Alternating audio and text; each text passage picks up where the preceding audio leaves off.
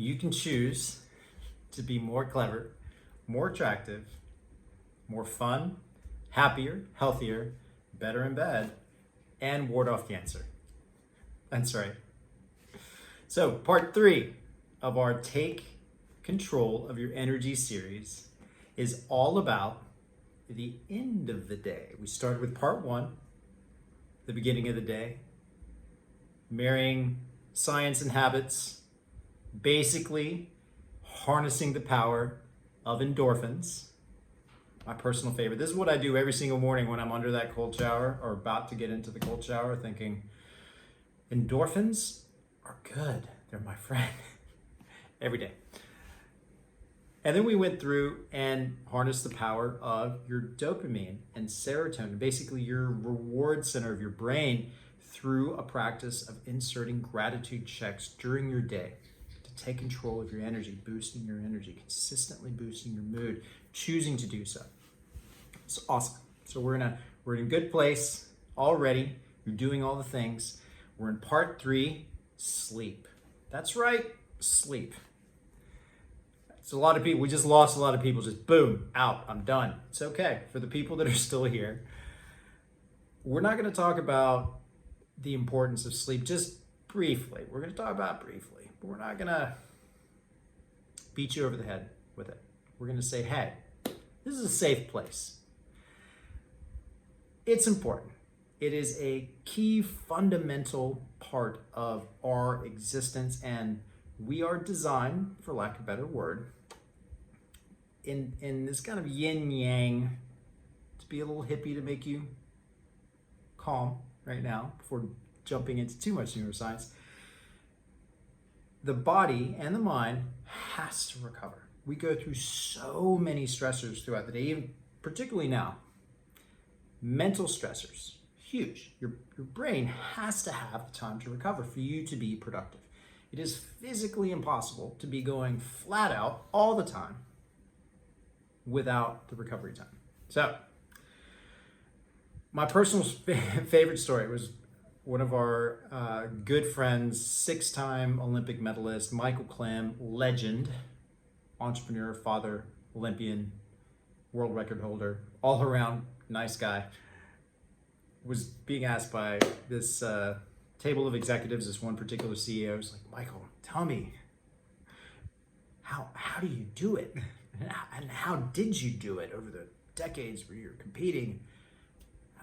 What was the hack? What was the thing that made you most productive? It's so serious. We're so serious about this. And Michael simply looked at him and said, I sleep 8 hours a night, and always slept 8 hours a night. He actually exaggerated. He's probably slept more, particularly when he was competing.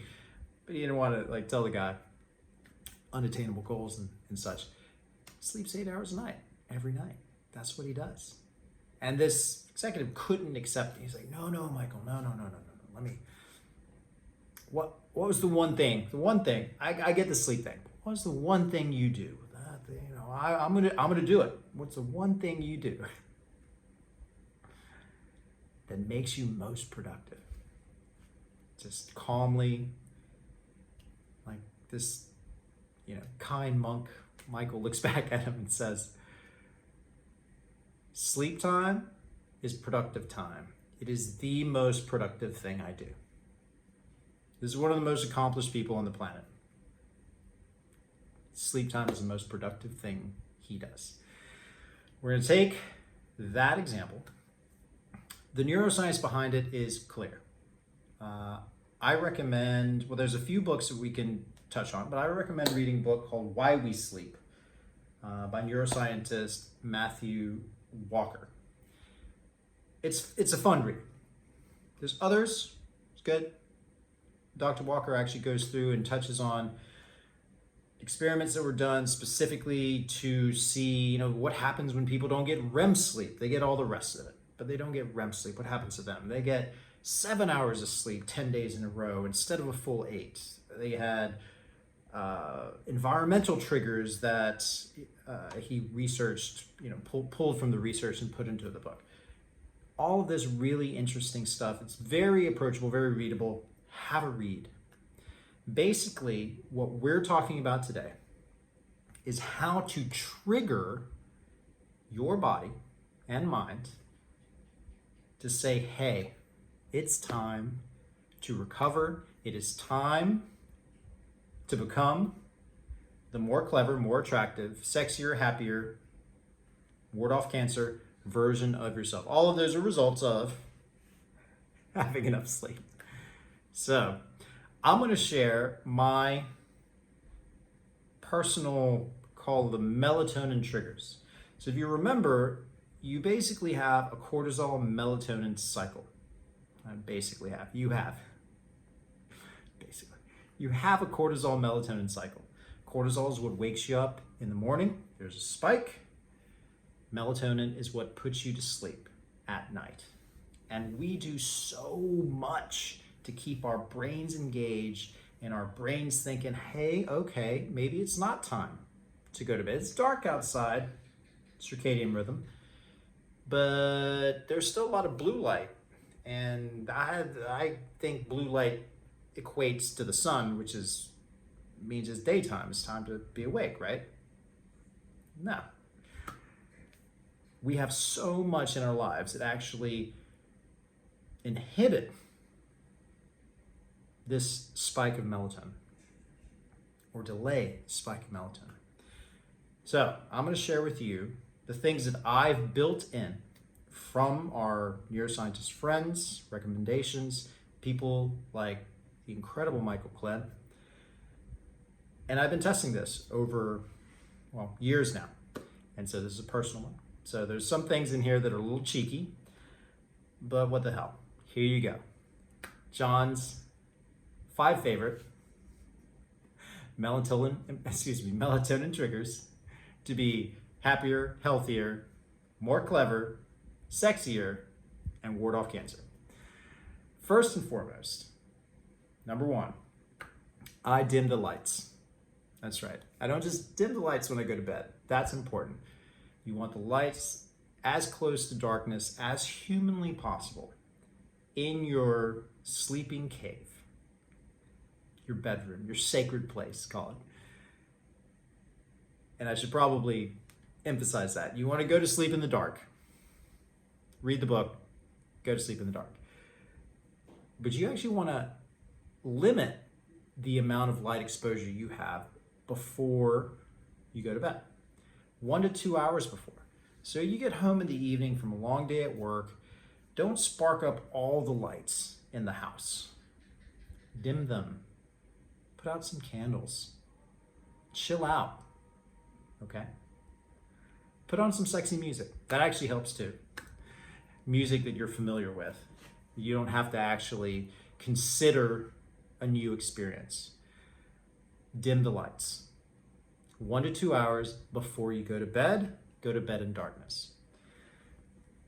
Second thing, this was the item that I think you might think is a little cheeky, but I take a hot bath. Now I'm taking hot baths with Epsom salt because I've started doing a little bit different training, running around differently.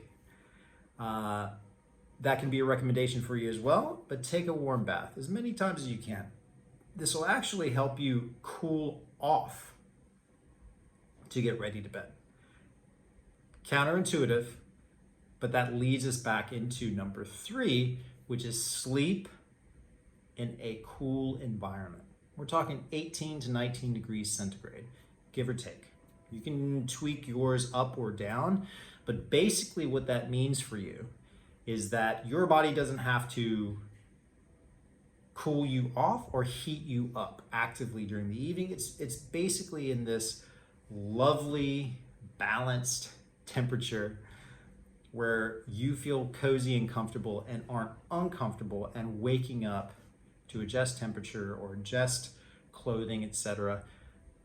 It is an ideal environment for you. This is from the research. I'm going to try to keep this relatively short for number 4, which is no coffee, no booze, no pills, sleeping pills, and no big meals before bed. The alcohol and sleeping pills basically they feel like sedatives, but they affect your REM sleep and your deep sleep. But quite frankly, the REM sleep is a huge, has a huge impact on the quality of your REM and deep sleep, which is your mental and physical recovery during the evening. Now, the last item on the list of 5 recommendations or John's personal recovery time to-do list to trigger melatonin is basically go to sleep at the same time every single night. That's right. That's the number one. If you don't do anything else on this list, go to bed at the same time every night. It tells your body that it is time to go to sleep. You will have a surge of melatonin to support that sleep quality.